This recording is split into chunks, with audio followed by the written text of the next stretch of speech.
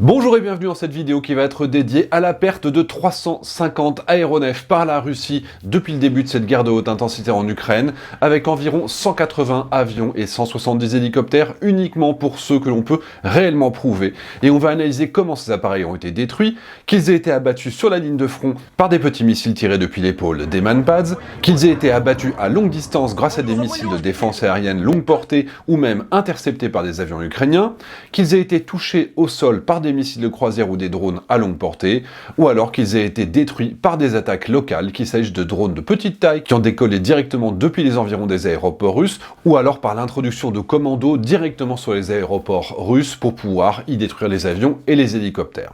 Alors d'abord, il faut constater que la défense aérienne ukrainienne ainsi que les méthodes russes ont énormément évolué depuis le début du conflit. En février 2022, la Russie a réalisé des missions de destruction de la défense aérienne afin d'obtenir la domination du ciel, ce qui a imposé à l'Ukraine de concentrer ses équipements sur ses centres stratégiques, comme les dépôts de munitions, ses bases militaires, ses aéroports et ses centres de décision comme les villes, tandis que les unités de l'armée de terre se défendaient principalement avec des missiles sol-air portables comme les Igla soviétiques ou les Stinger. Mais après seulement 48 heures, on a le porte-parole de l'armée russe qui déclare que la défense aérienne ukrainienne a été neutralisée et que l'aviation russe a obtenu la supériorité aérienne sur la totalité du territoire de l'Ukraine, ce qui veut dire qu'il y a une liberté d'action, une capacité à conduire des frappes dans la profondeur, qu'aucun appareil ukrainien n'est plus en mesure de décoller ou de réaliser des missions, sauf que dans les faits,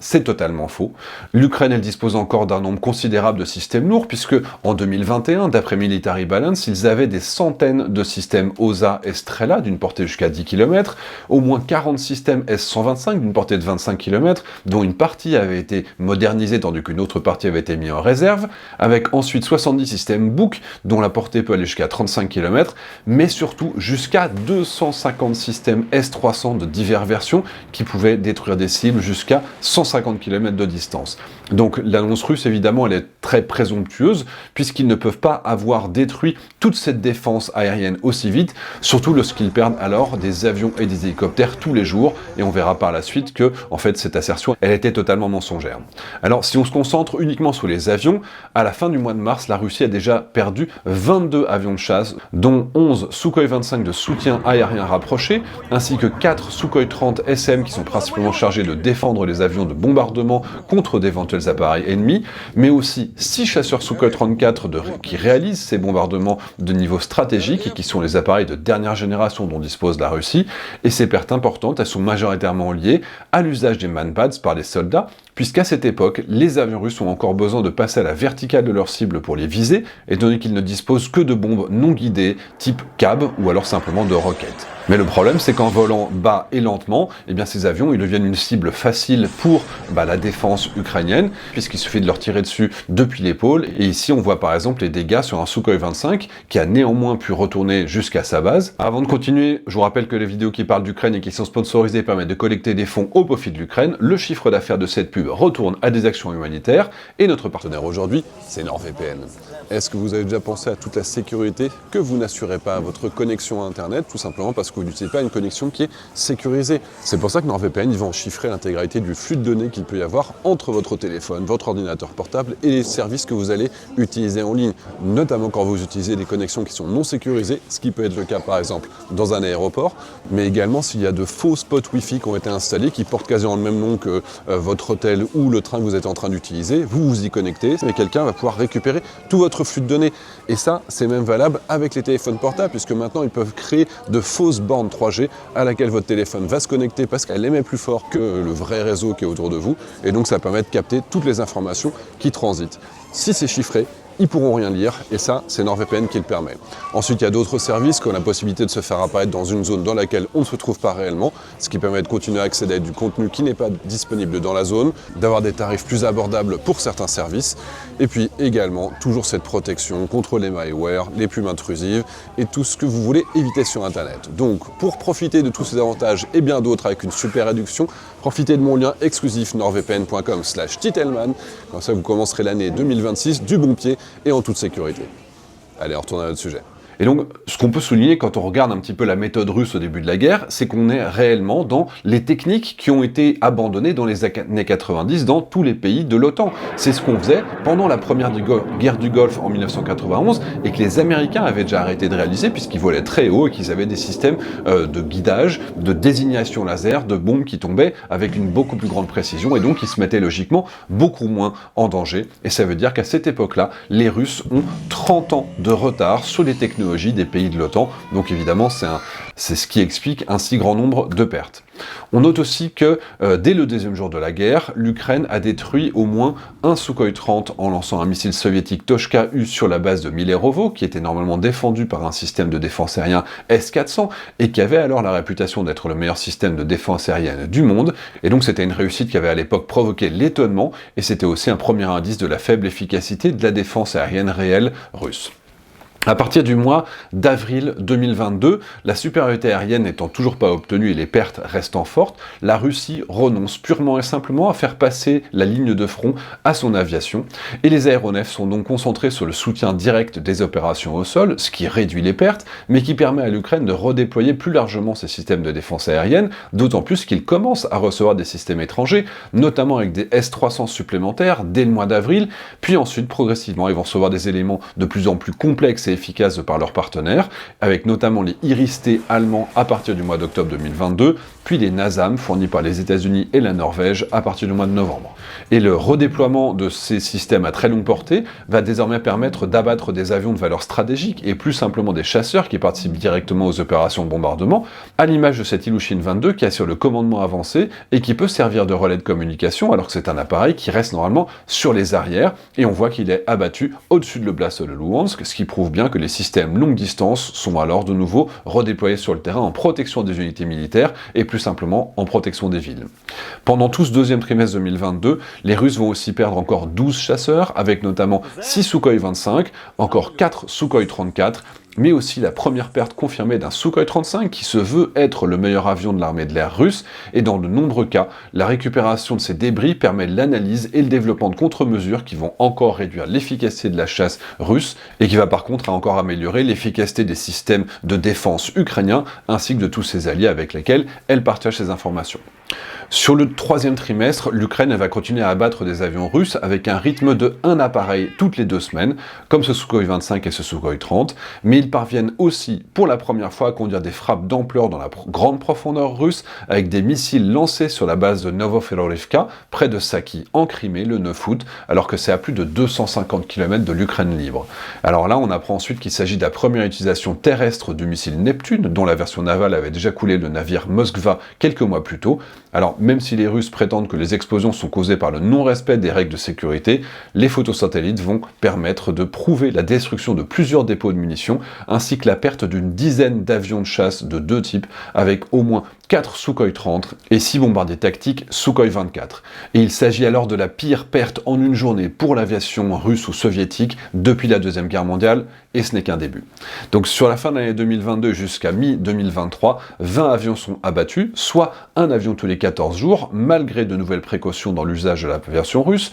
à l'image de ces Sukhoi 25 qui tirent des roquettes non guidées au loin, plutôt que de se faire des tirs directs sur leur cible, qui seraient infiniment plus efficaces. Vous voyez cette même méthode utilisée par les Ukrainiens, tout simplement parce que la ligne de front est devenue trop dangereuse, y compris par les appareils ultra renforcés que sont les Sukhoi 25. Alors ce bilan de 20 chasseurs qui ont été abattus par la défense ukrainienne, évidemment c'est encore une amélioration par rapport à ce qu'il y avait auparavant, puisque malgré de précautions supplémentaires, les Russes perdent davantage, au moins autant d'appareils, et donc ça c'est aussi largement lié à l'intégration de nouveaux équipements dans les systèmes de défense aériens ukrainiens, en particulier avec toute la défense aérienne lourde qui avait été capturée au début de la guerre et dans les grandes contre-offensives de la fin de l'année 2022, dont on se souvient pour avoir permis de libérer plus de 20 000 km², comme les villes de Kherson, Izium, Kupiansk, etc., mais qui avait aussi un volet équipement très important, puisque l'Ukraine avait pu récupérer au moins plusieurs Strela, 4 systèmes Buk, une dizaine de Tor, et même 2 Pantsir à 20 millions de dollars l'unité, ainsi qu'une dizaine de radars, dont une partie a été directement mise en œuvre au profit de la défense aérienne ukrainienne, mais pour les autres, ils ont aussi été analysés, démantelés, pour pouvoir réduire l'efficacité des radars et pour apprendre à mieux les brouiller pour réduire l'efficacité des radars russes. Et donc à ces avions qui sont directement abattus, il faut ajouter 5 appareils qui sont perdus à cause de problèmes techniques, comme ce Sukhoi 34 qui s'est écrasé dans un building en Russie, mais aussi un bombardier Tupolev 22 ainsi qu'un Tupolev 95 qui sont détruits au sol suite au tir d'un antique missile Tupolev 141 envoyé sur la base de Diaghilevo, ce qui constitue un nouveau record puisqu'ils ont ainsi parcouru au minimum 600 km dans l'espace aérien russe sans être détectés, ce qui démontre encore une fois les lacunes de la défense aérienne russe. Alors sur cette période, on voit aussi pour la première fois des opérations menées directement depuis la proximité des aéroports sur le territoire russe, et il y en a 3 sur la période. D'abord avec cet avion radar, Beriev A-50, qui va être attaqué par un drone explosif directement sur un aéroport de Biélorussie, et cette attaque va être revendiquée par un organisme biélorusse opposé à Loukachenko et à la guerre. Puis, il y a l'introduction sur un site de l'usine aéronautique de Novosibirsk pour y détruire un Sukhoi 24 par le feu. Et le troisième cas, il concerne les hélicoptères, mais il est quand même révélateur, puisqu'un individu va réussir à s'introduire sur la base de Veretier, qui se trouve à des centaines de kilomètres de l'Ukraine, et il va y déposer des charges explosives sur 4 hélicoptères Kamov 52, avec les destructions qui sont prouvées en plus par des photos satellites derrière. Et ça, ce n'est que le début, puisque sur toute la deuxième partie de l'année 2023, ces attaques conduites directement depuis le sol russe, ou alors depuis les zones occupées, elles vont se renforcer. Avec par exemple le 19 août ce petit drone qui va balancer des grenades et qui va endommager ou détruire au moins 3 bombardiers stratégiques Tupolev 22 sur la base de Soltsi 2, ce qui impose à la Russie d'évacuer ses avions encore plus loin au nord vers la base d'Olenia. Puis, 10 jours plus tard, les Ukrainiens recommencent sur la base de Pskov avec des drones kamikazes de petite taille qui vont décoller des environs et qui vont détruire 2 Ilyushin 76 de transport stratégique et en endommager encore 2 autres. Et à chaque fois, on a des images de drones et puis ensuite les images satellites pour confirmer ces pertes. Et du côté des avions abattus, vu que l'Ukraine a reçu des batteries Patriot d'origine américaine de la part de plusieurs de ses partenaires, à partir du mois d'avril, elle va pouvoir se permettre un coup gigantesque dès le 13 mai, puisqu'ils vont commencer à menacer les avions russes au-dessus du territoire russe, et plus simplement quand ils passent la frontière. Et là, les Ukrainiens vont abattre 5 aéronefs russes en quelques minutes directement sur la Russie, avec la perte d'un Sukhoi 34, un Sukhoi 35 et 3 hélicoptères Mi-8 en quelques minutes. Donc en juin, ils vont aussi recevoir le système de défense aérien Mamba Samte franco-italien, et cela entraîne encore un éloignement des chasseurs russes qui se font de plus en plus rares, et on est donc 9 chasseurs abattus sur ce deuxième semestre 2023, mais on peut souligner un beau coup le 22 décembre, lorsque 3 Sukhoi 34 sont abattus le même jour dans la région de Kherson, avec encore une fois des annonces russes qui viennent confirmer les affirmations ukrainiennes grâce à des partages sur des comptes officiels russes. Donc l'année 2024, ça va être clairement la pire pour l'aviation stratégique russe, avec des tirs de plus en plus lointains et de vraies embuscades aériennes qui sont tendues, à l'image du 14 janvier, lorsque la Russie perd à la fois un avion radar A-50, mais aussi un Ilyushin 22 de commandement qui arrive à se poser, même s'il est non réparable, et ces avions sont touchés alors qu'ils se trouvent alors à plus de 250 km de distance de l'Ukraine, ce qui a été permis par la remise en service par l'Ukraine de vieux systèmes de défense aérien longue portée S-200, datant de l'époque soviétique. Sauf que l'on sait aujourd'hui qu'ils ont fait un petit peu plus que ça. Ils ont allumé les radars des Patriotes, qui ont normalement une portée inférieure. Donc les avions russes se sont rapprochés à une distance qui était distance de sécurité par rapport aux Patriotes, sauf que les Ukrainiens avaient réussi à combiner le radar du Patriot avec des lanceurs de S-200 qui vont plus loin, et donc simplement ils ont réussi à les détruire de cette manière-là, en trompant les Russes sur la portée réelle du système qui était déployé dans la zone. Et 10 jours plus tard, c'est un Ilyushin 76 qui était abattu par un système Patriot directement au-dessus du territoire russe, et en février, les Russes perdent encore 3 avions à longue distance au-dessus de la mer Noire, avec 2 Sukhoi 35, puis encore un A-50, alors qu'il se trouve à près de 300 km de distance, et après ce coup double contre les avions radars, la Russie ne dispose plus que de 3 ou 4 AWACS. Donc les A-50, c'est vraiment l'avion radar qui est nécessaire, qui est indispensable. Pour vous donner un ordre d'idée, la France dispose de davantage d'AWACS que la Russie, et la France, en plus, il y a l'OTAN qui va en apporter, il y a tous nos alliés qui sont autour de nous, donc pour contrôler tout son territoire plus tout le front, la Russie ne dispose plus que de 3 ou 4 appareils, ils n'en produisent plus, et le programme de remplacement, le A100, il a été totalement annulé, faute de capacité à acheter les pièces détachées à cause ou grâce aux sanctions. Et donc logiquement, ils n'ont plus la possibilité de suivre les vols des Ukrainiens dans les quantités nécessaires, et c'est aussi pour ça qu'ils n'arrivent plus à voir les missiles et les drones kamikazes ukrainiens arriver, et que le taux de coup au but pour les missiles et les drones qui sont lancés par les Ukrainiens dans la très grande profondeur russe, ils vont aussi augmenter à partir de cette période, simplement lié au fait que les avions radars qui sont en hauteur et qui sont les seuls qui peuvent voir les missiles qui volent très très bas, eh ben ils en ont plus suffisamment. Et la conséquence, c'est que de mai à juin, on a encore 5 attaques réussies contre les aéroports russes, et on a les preuves de la destruction d'au moins 8 avions, dont 2 Sukhoi 34, 2 MiG-31, mais aussi pour la première fois un Sukhoi 57, qui est l'avion qui se veut l'avenir de l'aviation russe, et qu'il n'ose pas engager sur le front, car il n'est probablement pas aussi furtif que ce qu'il le souhaite. Et là, c'est vrai que c'est une contre-performance qui est gigantesque pour la Russie, et je vous renvoie vers cette vidéo qui a été dédiée à 100% au Sukhoi 57 et à ses déboires. Donc fort de toutes ces contre-performances, la Russie elle évacue ses avions sur des bases qui sont toujours plus lointaines et elle ne permet plus à ses appareils stratégiques de voler à portée des systèmes de défense aériens ukrainiens. Mais les Russes vont aussi faire drastiquement évoluer leur doctrine. D'abord, ils intensifient leur campagne de bombardement sur les villes ukrainiennes, ce qui impose aux Ukrainiens de retirer leur défense aérienne du front pour les mettre sur des villes qui sont visées, ce qui redonne plus de liberté de manœuvre aux avions russes qui veulent s'approcher du front, même s'ils en restent très majoritairement à plusieurs kilomètres, voire dizaines de kilomètres. Et dans le même temps, on voit que les bombes planantes FAB, qui permettent de rester à distance de sécurité par rapport à sa cible, eh bien elles vont se généraliser. C'est-à-dire qu'il n'y en avait qu'en expérimentation en 2022, on commence à en voir presque tous les jours à la fin de l'année 2023, mais en 2024, le système est mature et l'aviation russe peut réaliser des frappes efficaces à plus de 50 km de distance, c'est-à-dire en volant majoritairement en très basse altitude, puis en montant à une altitude de largage seulement pendant les quelques secondes nécessaires pour lancer les bombes,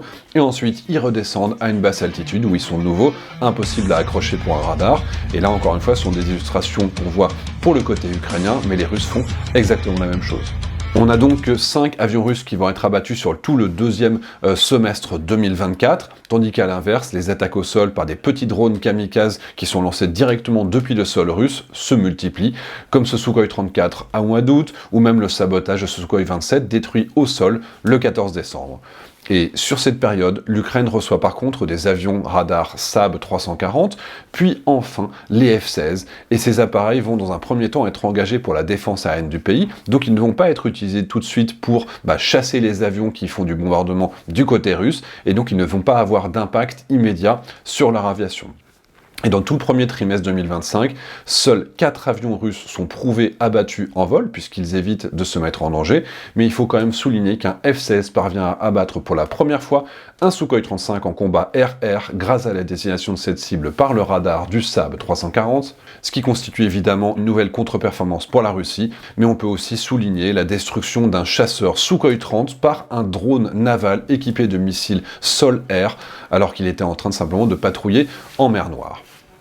Mais en tout cas, ce qui marque surtout cette période, ce sont évidemment les destructions d'avions au sol, avec en particulier la réussite éclatante de l'opération Spiderweb qui a lieu le 1er juin 2025 et qui permet la destruction prouvée d'au moins 15 appareils confirmés au moyen de drones kamikazes qui sont lancés à partir de camions contre 4 bases russes. Et là, c'est un vrai naufrage stratégique, puisque la capacité de frappe longue portée russe est réduite d'un tiers en seulement une journée. Et on parle de milliards d'euros de dégâts que la Russie ne peut simplement pas remplacer, puisque ces avions, ils ne sont plus produits. Mais le plus fou, c'est quand même de constater l'incapacité de la Russie à faire face à ce type de guerre asymétrique, puisque en 2017, moi j'avais écrit un rapport à l'époque, je travaillais au centre de gestion de crise interministérielle, le COGIC, place Beauvau, et j'avais écrit un rapport sur les retours d'expérience et le montée en puissance des drones, notamment dans ce type de guerre, et notamment au Levant. Eh bien, les Russes avaient perdu un Sukhoi 24 sur la base de l'Atakié, attaqué par, justement,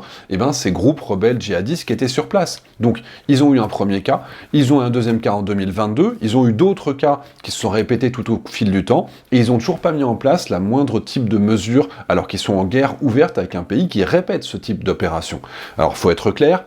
nous sommes incapables de nous défendre nous aussi. Les seuls pays qui ont développé des méthodes d'interception, de destruction des drones efficaces, ce seraient éventuellement les Ukrainiens, et maintenant les Russes qui commencent un petit peu à essayer de rattraper leur retard parce qu'ils ne se sentaient pas en danger jusque-là. Mais donc, nous avons une obligation de les rattraper, mais les Russes, eux, en tout cas, ils n'avaient quasiment rien fait pour se protéger jusque-là. Enfin, en tout cas, sur la période, on peut noter encore la perte de 6 chasseurs Sukhoi 34 au sol lors d'une attaque de missiles tirée depuis le territoire ukrainien contre la base de Marinovka le 30 juin, ce qui démontre encore une fois la capacité croissante des Ukrainiens à taper toujours plus loin. Et sur ce deuxième semestre, sans surprise, il n'y a plus que 3 chasseurs russes qui sont abattus par l'Ukraine, à quoi il faut ajouter un Friendly Fire, où un Sukhoi 30 a été abattu par erreur par la défense aérienne de Crimée. Et ça, j'en ai pas parlé depuis le début, parce qu'on peut pas réellement le mettre au crédit des Ukrainiens, c'est plutôt de la mauvaise organisation de la part des Russes, mais on peut prouver la perte d'au moins 12 avions et 5 hélicoptères à cause d'erreurs de leur propre défense aérienne, juste sur la Crimée et juste pour ce qui est disponible en OSINT. Et donc ce chiffre, c'est seulement sur la mer Noire, vous pouvez aller voir cet article de The Insider, qui est vraiment très très bien fait. Et en toute logique, on se doute que sur la totalité du territoire russe, les Friendly Fire doivent être beaucoup plus importants que ce qui apparaît, et notamment ce qui apparaît uniquement sur la zone sud.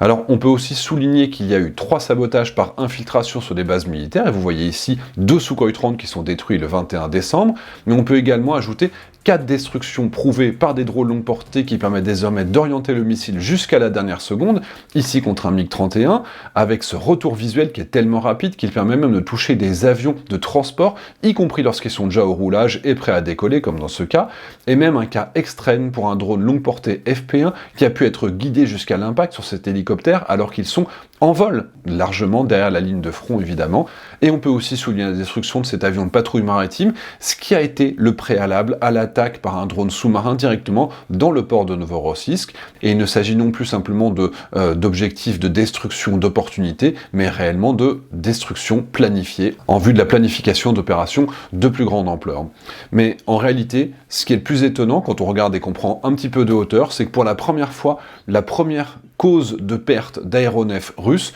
eh bien c'est directement les causes techniques qui se haussent sur le podium avec à minima 3 cas de destruction recensés, dont des Sukhoi 30 et des Sukhoi 34 qui sont censés être les avions les plus modernes. Et il y a peut-être même plus que ça, puisque ce n'est que la partie émergée de l'iceberg. Ici vous voyez par exemple ce Sukhoi 25 qui va simplement se désintégrer en vol à cause d'un virage trop serré, ou ici un appareil qui perd un moteur au décollage et qui va s'écraser. Même sans compter d'ailleurs les erreurs de pilotage, comme ce Sukhoi 25 qui va être coupé en morceaux à partir du moment où son pilote va passer trop près d'une ligne électrique qui va lui faire perdre une partie de sa queue. Mais pour rester sur le domaine des difficultés techniques de la flotte russe, il y a un article incroyable qui exploite une fuite de données secrètes russes et qui concerne la situation technique de l'aviation russe transportant les plus hautes autorités de l'État. Et d'après ces données, il y a eu 319 défaillances techniques, dont 55 en vol sur le seul troisième trimestre 2025, et cela est particulièrement lié aux sanctions qui touchent de nombreux équipements qui sont embarqués sur les appareils russes et pour lesquels il n'existe simplement pas d'alternative,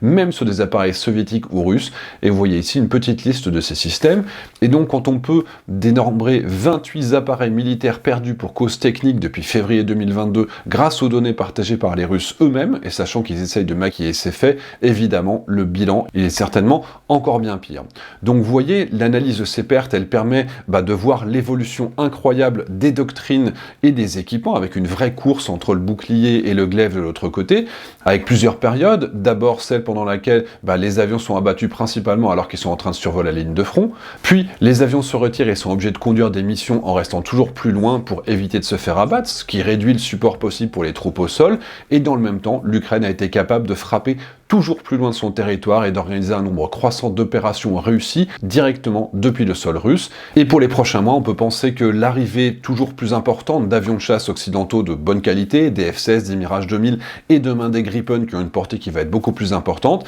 eh bien ça va permettre à l'Ukraine de ne plus concentrer son aviation de défense aérienne pour justement rester sur les arrières, mais peut-être commencer à aller plus sur le front pour pouvoir chasser les avions de chasse russes qui larguent leurs bombes planantes,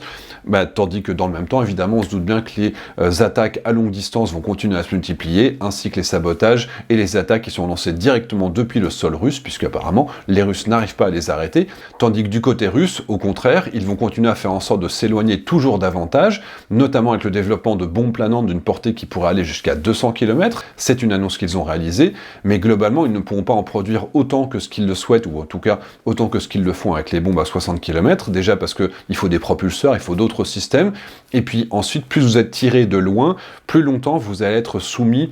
au GPS, et donc moins votre tir va être précis. Et je vous renvoie vers cette carte qui a été réalisée par Clément Molin et qui montre les impacts de FAB, et on voit justement à quel point ça peut être imprécis. En tout cas, sur le long terme, l'aviation russe, elle va être amoindrie au moins pour deux raisons. D'abord, technologie récupérée par les Ukrainiens, ça veut dire contre-mesures plus efficaces également. Et la deuxième, évidemment, c'est que leurs pertes sont non compensées. Malgré la livraison de quelques dizaines d'appareils chaque année, ils n'arrivent pas à compenser leurs pertes, surtout que les avions qu'ils reçoivent ne sont pas forcément avec les mêmes technologies. Il faut se souvenir que jusqu'en 2014, notamment grâce à la France, il y avait des équipements Safran, Thales, etc., qui étaient intégrés dans les avions russes, les Sukhoi 30, les Sukhoi 34, les pods de désignation, les systèmes de navigation, les écrans, les optiques qui étaient françaises. C'est aussi pour ça qu'ils ont perdu des contrats. Par exemple, l'Indonésie, dans lequel ils devaient exporter des Sukhoi 35 au standard OTAN. Quand ils ont perdu l'accès à ces équipements avec l'arrivée des sanctions, eh bien les Indonésiens ne voulaient plus des équipements,